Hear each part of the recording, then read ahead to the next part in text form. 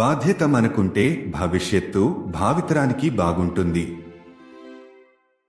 ఇలాంటి సత్ప్రయత్నంతో లా awareness video సిరీస్ను ప్రారంభించడం న్యాయ విద్యకు స్ప్రింగ్ బోర్డ్గా ఉపయోగపడుతుంది. ఈ వీడియో కొనసాగించినప్పుడు ఐపీసీ 1860లోని సెక్షన్ 45 గురించి సంక్షిప్తంగా తెలుసుకుందాం.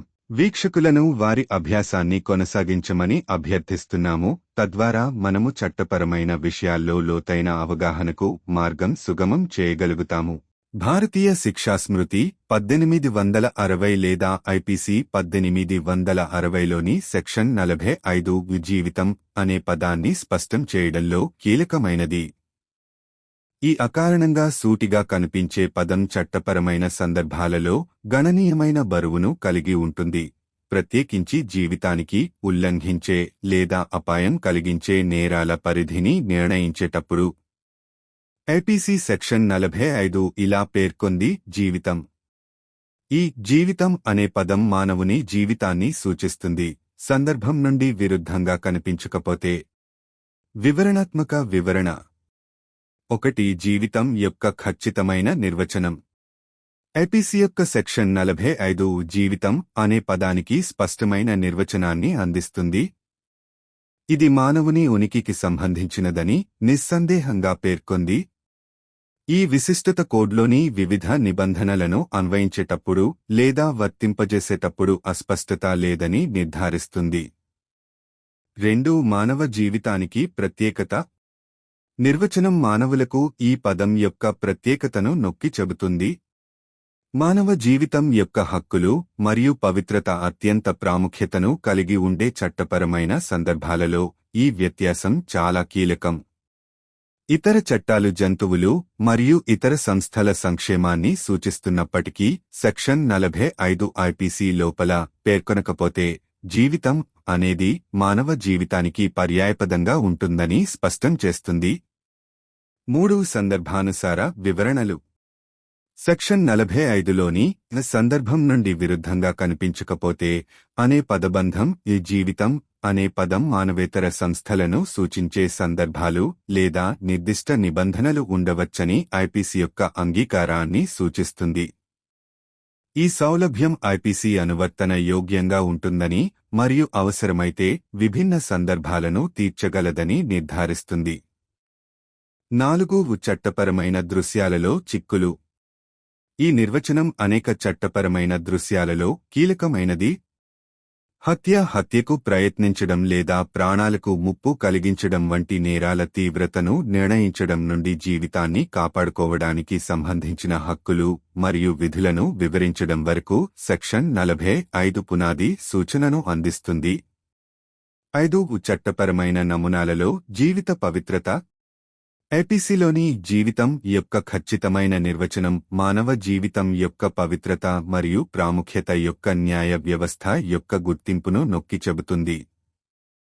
చట్టపరమైన మరియు నైతిక రంగాలలో ప్రతి వ్యక్తి యొక్క జీవించే హక్కు ఒక ప్రాథమిక సిద్ధాంతం మరియు సెక్షన్ 45 యొక్క స్పష్టమైన నిర్వచనం చట్టపరమైన తీర్పులలో ఈ సూత్రం నిస్సందేహంగా సమర్థించబడుతుందని నిర్ధారిస్తుంది. 6. ఇతర శాసనాల నుండి భేదం. ఐపీసీ ప్రధానంగా మానవ జీవితంపై దృష్టి సారిస్తుండగా వన్యప్రాణుల రక్షణ, జంతు హక్కులు లేదా పర్యావరణ పరిరక్షణ వంటి ఇతర చట్టాలు జీవితం యొక్క విస్తృత లేదా భిన్నమైన వివరణలను అందించవచ్చు. సెక్షన్ 45 ఐపీసీ యొక్క పరిధిలో మానవ జీవితంపై స్పష్టత మరియు దృష్టిని నిర్ధారిస్తుంది. తద్వారా ఇతర చట్టాల నుండి దాని వైఖరిని వేరుచేస్తుంది. 7. సామాజిక విలువల ప్రతిబింబం.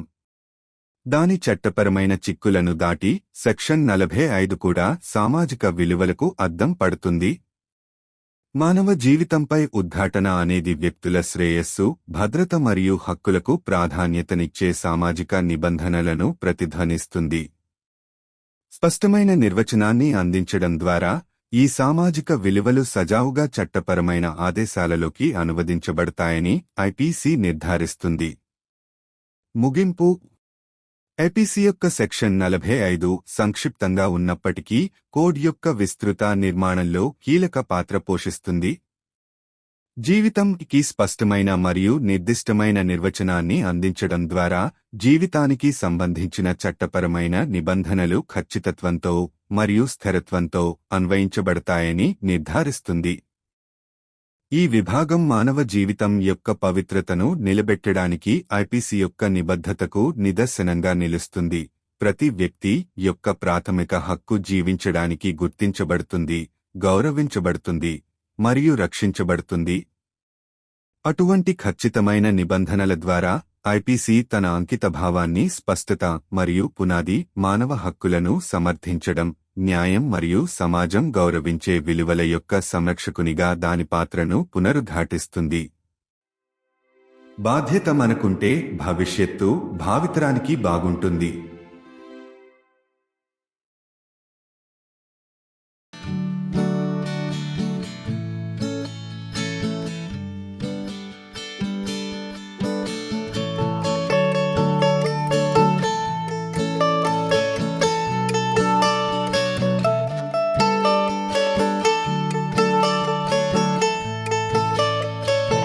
कानून जागरूकता वीडियो श्रृंखला की शुरुआत कानूनी शिक्षा के लिए एक स्प्रिंग बोर्ड के रूप में कार्य करती है. जैसे ही हम अपनी चर्चा समाप्त करते हैं, हम दर्शकों को अपनी सीख जारी रखने के लिए प्रोत्साहित करते हुए कहते हैं, आइए आईपीसी 1860 धारा 45 के बारे में जानें और इस प्रकार हम गहन कानूनी समझ का मार्ग प्रशस्त करते हैं. भारतीय दंड संहिता 1860 आईपीसी 1860 की धारा 45 जीवन शब्द को स्पष्ट करने में सहायक है.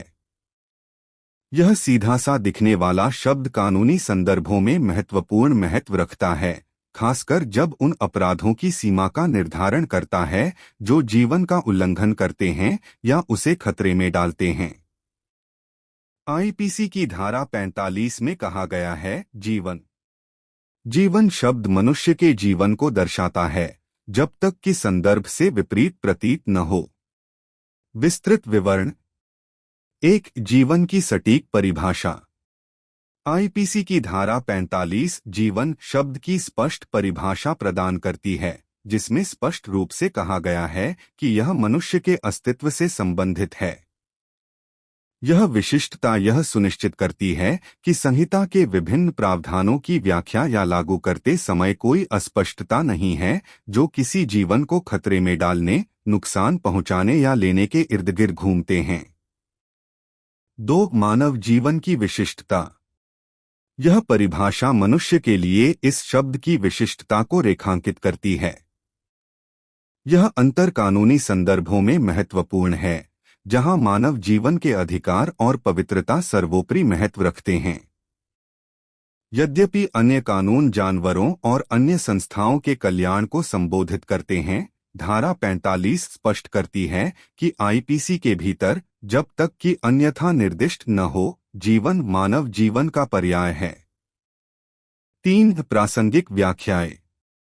धारा 45 में वाक्यांश जब तक कि संदर्भ से विपरीत प्रतीत न हो आईपीसी की स्वीकृति को इंगित करता है कि ऐसे उदाहरण या विशिष्ट प्रावधान हो सकते हैं जहां जीवन शब्द गैरमानवीय संस्थाओं को संदर्भित कर सकता है. यह लचीलापन सुनिश्चित करता है कि आईपीसी अनुकूलनीय बना रहे और जरूरत पड़ने पर विभिन्न संदर्भों को पूरा कर सके. 4. कानूनी परिदृश्यों में निहितार्थ. यह परिभाषा कई कानूनी परिदृश्यों में महत्वपूर्ण है. हत्या के प्रयास या जीवन को खतरे में डालने जैसे अपराधों की गंभीरता का निर्धारण करने से लेकर जीवन के संरक्षण से संबंधित अधिकारों और कर्तव्यों की व्याख्या करने तक धारा 45 एक मूलभूत संदर्भ प्रदान करती है. 5. कानूनी प्रतिमानों में जीवन की पवित्रता. आईपीसी में जीवन की सटीक परिभाषा कानूनी प्रणाली द्वारा मानव जीवन की पवित्रता और महत्व की मान्यता पर जोर देती है. प्रत्येक व्यक्ति के जीवन का अधिकार कानूनी और नैतिक क्षेत्रों में एक मौलिक सिद्धांत है और धारा 45 की स्पष्ट परिभाषा यह सुनिश्चित करती है कि कानूनी निर्णयों में इस सिद्धांत को स्पष्ट रूप से बरकरार रखा गया है. 6. अन्य विधानों से भिन्नता. जबकि आईपीसी मुख्य रूप से मानव जीवन पर ध्यान केंद्रित करता है। अन्य कानून जैसे कि वन्यजीव संरक्षण, पशु अधिकार या पर्यावरण संरक्षण से संबंधित जीवन की व्यापक या अलग व्याख्याएं पेश कर सकते हैं। धारा 45 यह सुनिश्चित करती है कि आईपीसी के दायरे में मानव जीवन पर स्पष्टता और ध्यान केंद्रित हो, जिससे इसका रुख अन्य कानूनों से अलग हो। 7. सामाजिक मूल्यों का प्रतिबिंब। अपने कानूनी निहितार्थों से परे धारा 45 सामाजिक मूल्यों को भी प्रतिबिंबित करती है। मानव जीवन पर जोर उन सामाजिक मानदंडों को प्रतिध्वनित करता है जो व्यक्तियों की भलाई, सुरक्षा और अधिकारों को प्राथमिकता देते हैं। एक स्पष्ट परिभाषा प्रदान करके आईपीसी यह सुनिश्चित करता है कि इन सामाजिक मूल्यों को कानूनी निर्देशों में निर्बाध रूप से अनुवादित किया जाए। निष्कर्ष: आईपीसी की धारा 45 संक्षिप्त होते हुए भी संहिता की व्यापक संरचना में एक महत्वपूर्ण भूमिका निभाती है। जीवन की स्पष्ट और विशिष्ट परिभाषा पेश करके यह सुनिश्चित करता है कि जीवन से संबंधित कानूनी प्रावधानों की व्याख्या और सटीकता और स्थिरता के साथ लागू किया जाता है। यह धारा मानव जीवन की पवित्रता को बनाए रखने के लिए आईपीसी की प्रतिबद्धता के प्रमाण के रूप में खड़ी है। यह सुनिश्चित करती है कि प्रत्येक व्यक्ति के जीवन के मौलिक अधिकार को मान्यता, सम्मान और सुरक्षा मिले। ऐसे सावधानीपूर्वक प्रावधानों के माध्यम से आईपीसी स्पष्टता और मूलभूत मानवाधिकारों को कायम रखने के प्रति अपने समर्पण को प्रदर्शित करता है, न्याय के संरक्षक और समाज द्वारा प्रिय मूल्यों के संरक्षक के रूप में अपनी भूमिका को दोहराता है। यदि हम जिम्मेदार हैं, तो भविष्य आने वाली पीढ़ियों के लिए अच्छा होगा।